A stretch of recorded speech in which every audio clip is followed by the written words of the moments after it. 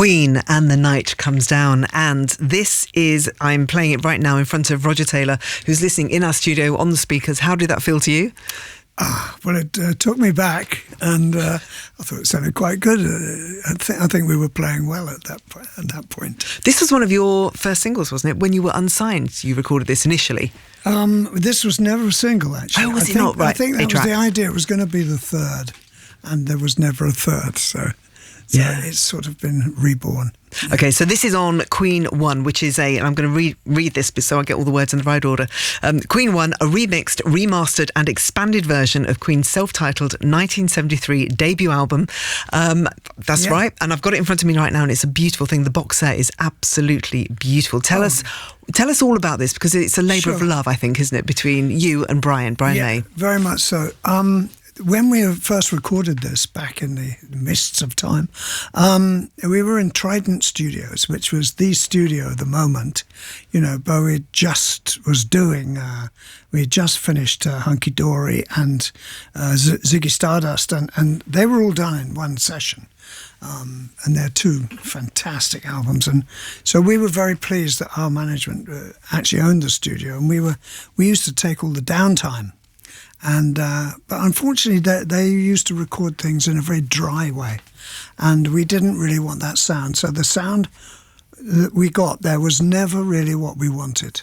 So what we've tried to do is take this album, which we've renamed Queen 1 to make it clear that it's the first one. The beginning. It was actually called Queen at the time, yeah. And really just made it sound more the way we wanted it to sound.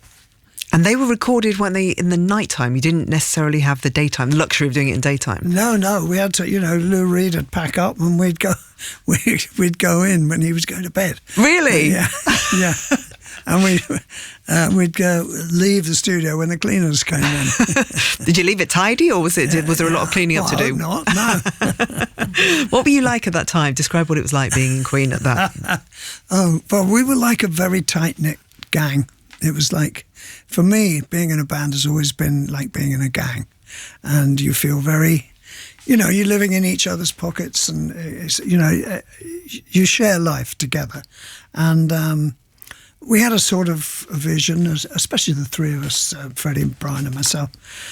John came along later. And I think, I can't believe we never split up, as many people seem to do. We just kept going, and you have to have faith, and it's really everything else becomes kind of secondary. And then obviously, you get older, you have kids and stuff, they become important, but the band is still very, very important and central. We used to call it the mothership. The band were the mothership. Yeah. What was that vision that you had?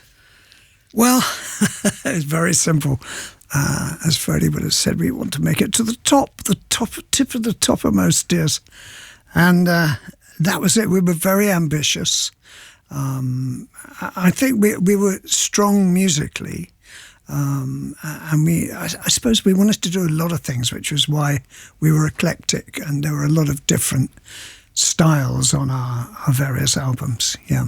And you say you never split up. What do you put that down to? How did you never split up when the majority of bands do at some point? They go their separate ways. There are only a few that kind of last the distance. They do, or they fracture and new people come in, etc., etc.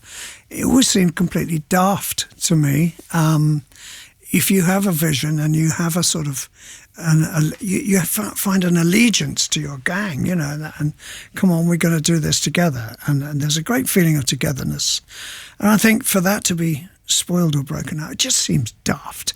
And so many bands have one hit, two hits, and then the egos get out of control, and for whatever reason somebody has to leave because they feel they're more important than the rest, and that never happened. They break up and they spiral downwards, into obscurity usually.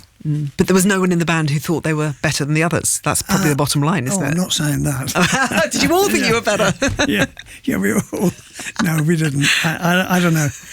Maybe you made way and you worked around each other's egos and kind of self-importance. I know it would appear from the outside that Freddie must have had the biggest ego, but that's just not true, actually. No, he was a front man, wasn't he? That was it. He was the front man, exactly. That was his job, and God, he was good at it. He was very, very good at it, yeah.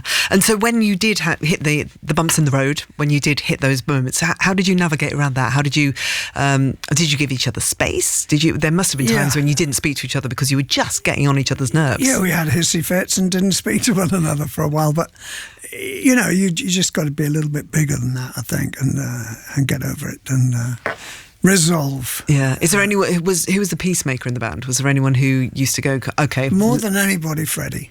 Was it really? He was the peacemaker. Yeah. Oh wow. Absolutely. Okay. Yeah.